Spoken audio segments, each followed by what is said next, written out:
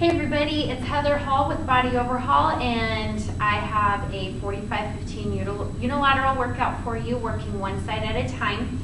And I've explained before, the benefit of that is that you are focusing on one side at a time and you're not letting the dominant side take over. And I've got little Miss Maxim that is going to probably help me out with some of these exercises. So we're going to get right to it. Your first one is going to be a side plank variation. So with your level 1, this is a little advanced level 1. Knees are bent. Excuse me. Shoulder right over the elbow. Hips are flat, meaning you're not sticking your butt out. You're staying nice and flat. So you'd be in an L shape right here. And keep those hips up as high as you can. Another mistake people make is they sink into their shoulder. You need to push your shoulder up away from the floor. Max, will you please turn those on again? Doesn't make a huge difference, but a little bit. All right, other one too. The other one too, please. Your level 2 is going to be with your legs straight. You can open up that chest by reaching your arm up like this. And then your level 3 would be with your leg lifted. If you want a different variation, you can do a dynamic hip extension or a side plank, lifting and lowering your hips. All right, so that's your first one. You'll do 45 seconds on one side, rest for 15, and then do 45 on the other.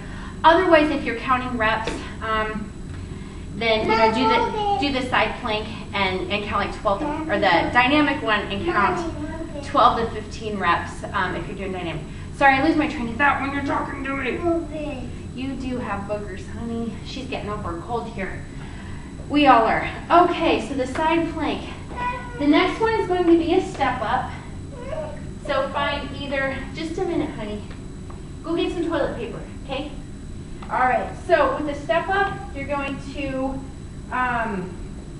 the side that you're stepping up with, you would hold a dumbbell on the opposite side if you're holding a dumbbell. So that's just optional. So you're going to really load the heel, drive through the heel to come back up, push those hips back as you come back down, come all the way down, but it's still just very light on the floor. You're not pushing back. You want to keep the weight in the working leg. So come up, come back down nice and controlled, drive through that heel, and also stand up all the way tall. Some people I see just doing this, where they're not even coming all the way up. You have to extend, push your butt forward, tense up that glute, and then load the heel. So just like from a side view, you're really sticking your butt back.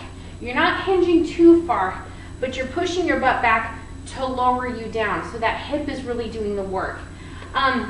One important thing, hinge, push your butt back first before you bend that knee. Just a split second, because if you bend the knee first, that knee goes forward.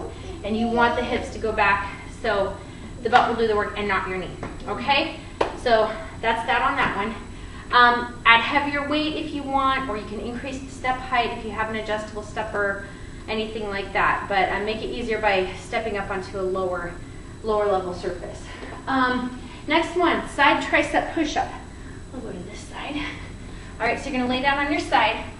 To make it easier, extend those legs out all the way. No, thank you, just wait. Hand up a little bit higher in front of your shoulder. Okay, can you go right over here, okay? You're fine. And then this bottom arm, you're gonna wrap that hand around your rib cage. So what this does, this gives you more counterbalance. And you want to even try to get that waist off. Like don't let that waist stay stuck. Like try to push up. All right. To make it harder, you bend your knees more. Bring your hand down lower. Because that's going to increase the range of motion, how high you have to push up. And this is like adding more weight to your upper body when you bend those knees and you don't have that counterbalance. So that's what's going to make it harder. So just control it down. Don't just plop down.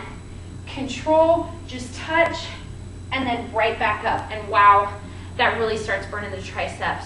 I also see a lot of people like really rotate a lot. Try not to if you can help it. Try to stay as straight as you can.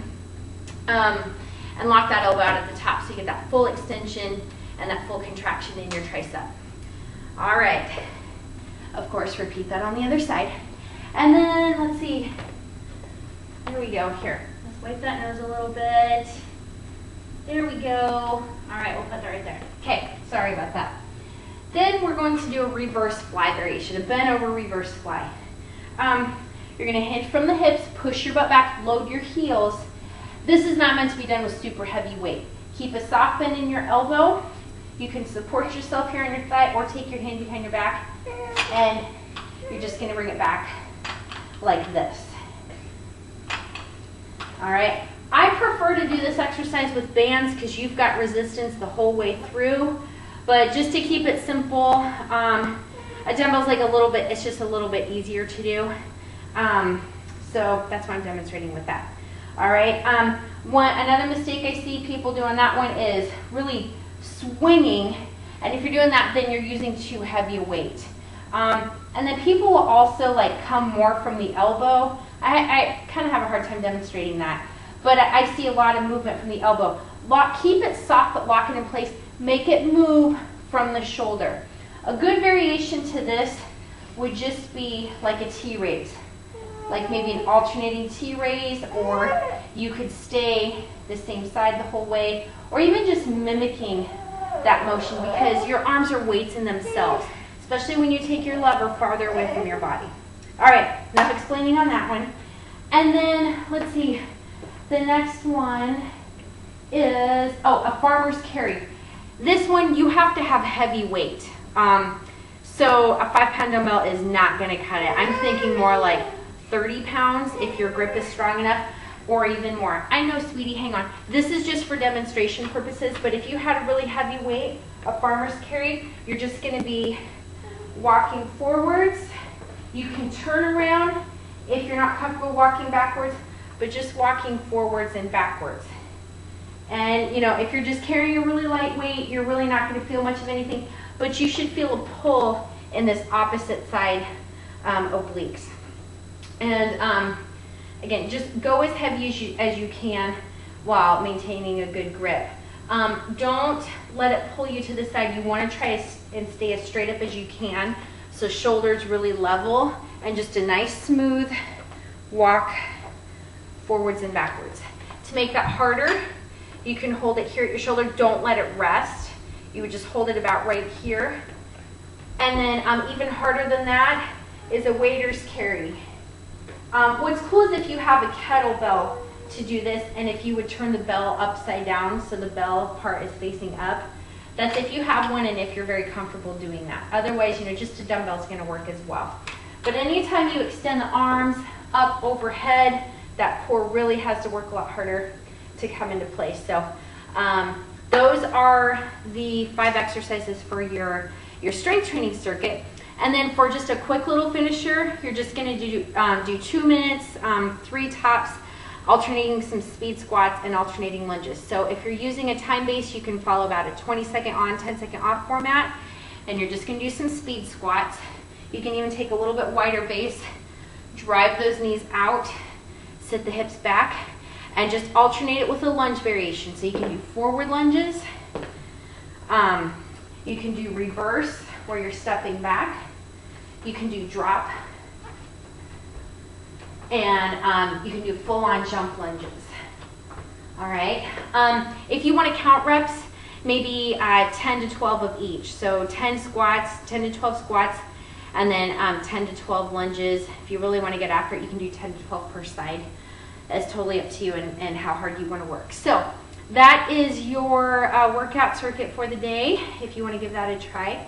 And don't speed through it. My phone's going off. Just take your time, focus on good form, and work hard. And I hope you have a great day. Bye.